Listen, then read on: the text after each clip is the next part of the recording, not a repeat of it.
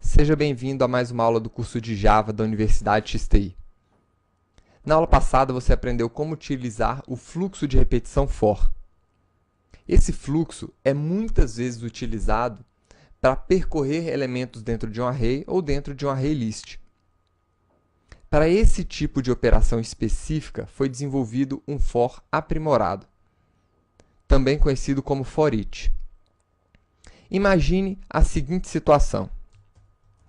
Você tem um array de números pares que você deseja apresentar cada um desses números pares na tela do sistema.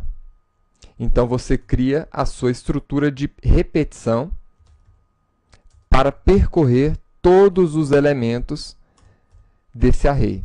Então, inicializa a variável, verifica se se a sua variável é menor do que o número de elementos dentro do seu array e atualiza a sua variável.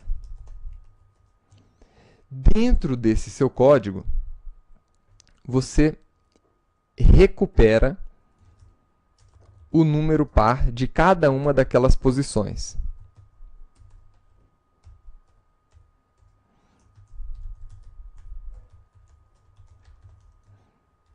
E, por fim, imprime esse número na tela.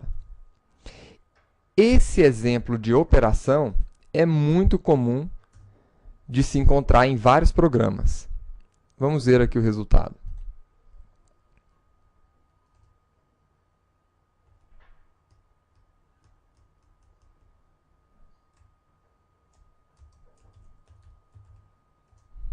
Tá aí. Imprimiu todos os elementos, né, do array na tela do sistema. Como é que funciona o for aprimorado? O for aprimorado, ele percorre todos os elementos dentro do seu array list ou dentro de um array. E a estrutura dele é muito simples. Ele também começa com o nome for. E aqui você declara o tipo de elemento que você tem dentro ou do array list. Fornece um nome para essa variável e, seguido do sinal de 2 pontos, você retorna o elemento que ele deve percorrer. Ou seja, nós podemos ler isso da seguinte maneira: percorra cada elemento par do tipo int existente dentro de pares. E, por fim, você pode imprimir este mesmo elemento. Veja que essa instrução é muito mais enxuta do que essa. Agora, nós temos algumas limitações com relação a esse for aprimorado. Por exemplo, aqui dentro nós não temos acesso àquela variável i que nós temos dentro do for tradicional. E uma outra peculiaridade: esse for aprimorado, ele só percorre os elementos para frente.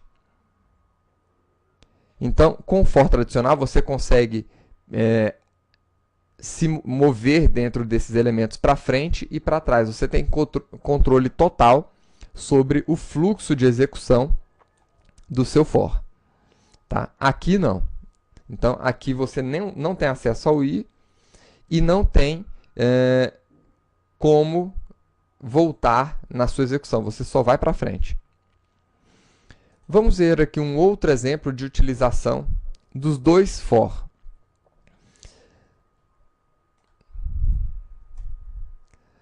Imagine que você queira criar um array list e preencher esse array list com os números que você vai atualizar dentro do seu for. Então, vou criar aqui uma lista.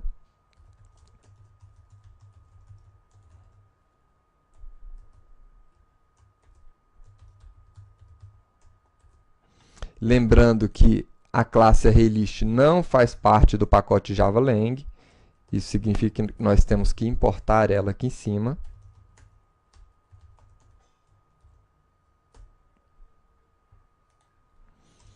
E agora que nós criamos a nossa lista, vamos preencher essa lista com o nosso for tradicional.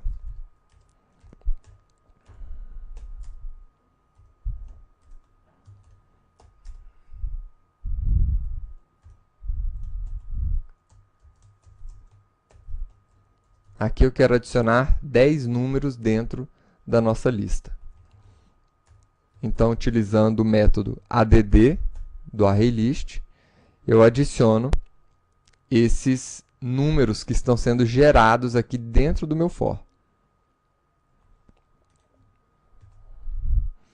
Agora, para apresentar esses números, eu posso utilizar um for aprimorado.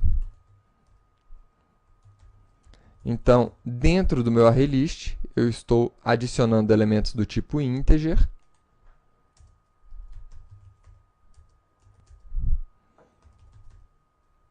E cada um desses elementos eu vou chamar de número. E aqui, em seguida, eu trago a minha listagem, né, ou o meu array.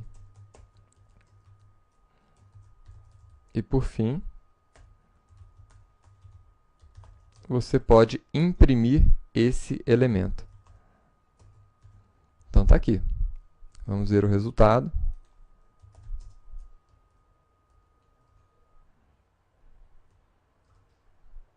Está aí, os números de 0 a 9. Tá? Então, nessa aula você viu como trabalhar com o for aprimorado e as principais diferenças entre ele e o for tradicional. E vimos também aqui alguns exemplos de como preencher um ArrayList e de como apresentar as informações, sejam elas dentro de um ArrayList ou dentro de um array tradicional. Vejo você na próxima aula. Até lá!